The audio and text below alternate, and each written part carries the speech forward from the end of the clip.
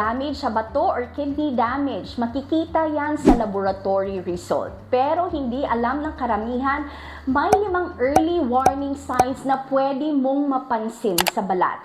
Mahalaga ito, especially if ikaw ay nakakaranas ng pamamanhid at tusok-tusok at if ang sanhi ng nerve damage ay dahil sa diabetes.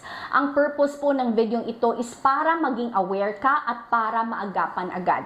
Samahan mo ako hanggang sa dulo ng video dahil ang last symptom often neglected at if hindi maaagapan agad, pwede pong mauwi sa systemic infection at pagkawala ng buhay.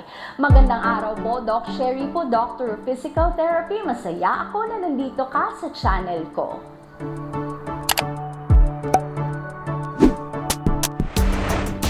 Ang kalusugan ng iyong bato makikita sa iyong laboratory result. Pero ito ang 5 warning signs na pwede mong mapansin sa balat. Pangingitim ng balat, especially sa binti, sa paa at sa bukong-bukong. Bakit nga ba ito nangyayari? Pag may damage ng ating bato dahil sa mataas na antas ng blood sugar, hindi nito nagagawa na maayos ang trabaho ng bato, which is to filter po toxin sa ating dugo. Kaya naman may toxin build up tayo. At the same time, impaired na ang pagdaloy ng dugo or impaired ang blood circulation and chemical balance sa ating katawan. Kaya nakakaranas ang iba ng pangingitim sa binti, sa paa at sa bukong-bukong. Pero mind you po, hindi ibig sabihin lahat ng pangingitim ay kidney damage na agad. In some cases, this can be due to what we call as venous insufficiency, kung saan affected po ang veins sa ating katawan. Pero if ikaw ay na-diagnose na ng diabetes, if nakakaranas ka ng pamamanhid, tapos napapansin mong may pangingitim sa binti at paa, magpa-check ka sa iyong nephrologist para maagapan agad at para matukoy talaga ang dahilan. Pangangati ng balat. Parati ka bang hindi makatulog na maayos dahil ang kati ng balat mo sa gabi? Pero wala namang pantal, wala ka ding allergy. Please have yourself check po and monitor your blood sugar if nakakaranas ka ng parating pangangati sa iyong balat. Dahil alam mo ba, pag may damage ang ating bato, ang toxin accumulation sa ating katawan, it can manifest po first sa ating balat. Please talk to your doctor po dahil nakita sa pag-aaral that in 28% of cases, nakakaranas ng moderate at matinding pangangati ng balat ang mga pasyente 1 month before dialysis at in 20 to 80% of patients who are currently undergoing dialysis, nakakaranas sila ng pangangati ng balat. Pamamaga, makintab at parang nakabanat ang balat. If napapansin mong parang namamaga ang binti mo at paa, okay lang yan paminsan-minsan, especially if matagal kang nakaupo.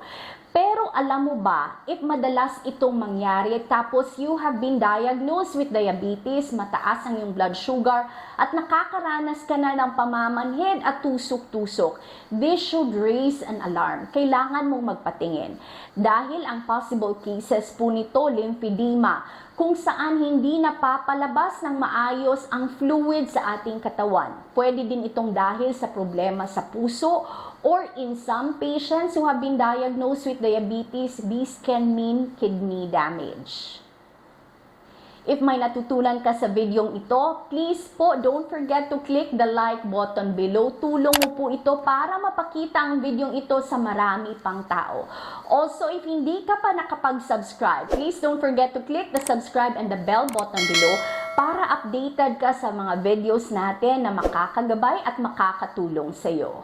Dry skin.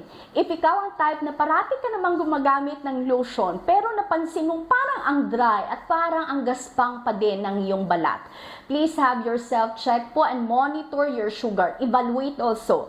Tama ba ang iniinom mong tubig? Hindi ka ba dehydrated? Or are you always exposed sa aircon? Dahil in some instances, pwede din itong makakos ng skin dryness. Pero if hindi naman, tapos na-diagnose ka ng diabetes, nakakaranas ka ng pamamanhid at tusok-tusok and even burning foot syndrome, kung saan ma-feel mo na parang umiinit or umaapoy ang iyong talampakan, please monitor your blood sugar po dahil if may damage po ang ating bato, affected po ang fluid sa ating katawan. matagal maghilom or gumaling na sugat. This is often neglected dahil ang maliit na sugat, ang maliit na gasgas, if diabetic ka, pwede itong lumaki at pwede itong lumala. This can be further aggravated by the fact that if may damage ang ating bato, mas bumababa ang ating immune system, impaired ang paggaling ng mga sugat, at if may nerve damage pa, hindi mo mararamdaman ng maayos ang iyong paa, hindi mo maramdaman ng maayos ang sugat, at pwede itong tahimik na lumalala. If hindi aagapan agad, this can lead po to systemic infection. Ibig sabihin, kakalat ang infection sa buong katawan, at in some instances, pwede po itong mauwi sa pagkawala ng buhay. Ito ang 5 warning signs sa balat which will give you an idea to monitor your sugar and to have your kidney checked. Ang pinakamahalagang takeaway sa videong ito, if ikaw ay nakakaranas ng pamamanhid at tusok-tusok dahil sa diabetes, your skin po can be an early warning sign of possible kidney damage. Mas mainam ng agapan dahil health is our best wealth. If nakaabot ka hanggang sa dulo ng video, paki-comment po ang iyong edad at kung taga saan ka dahil I would really love to know. If nakakaranas ka ng pamamanhid at tusok-tusok, may mga videos tayo sa baba including 1-minute technique po para makatulong sa pamamanhid at tusok-tusok sa iyong paa. Ilalagay ko lang sa description box below para makatulong sa iyo. Maraming salamat po sa panunood. I will see you on our next video. May nag-comment dito, mukhang mapapa-second order ako dahil ang sarap ng tulog ko at epektibo siya sa balakang ko. Ang tinutukoy niya, BeFreeze Cooling Gel.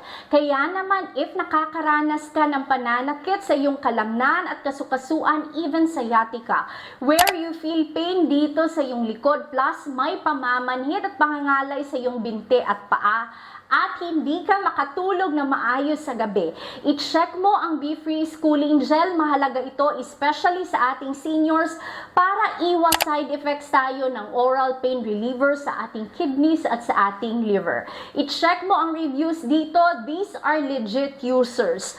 One tube is only 389 pesos po, pero may discount and free shipping vouchers tayo na available. I-check mo lang. And make sure na original BeFreeze ang darating sa iyo. Original BeFreeze po ships from Iloilo City and not from China. Masaya ako at excited ako na masusubukan mo ito because makakatulong din ito to help you sleep better. God bless you po.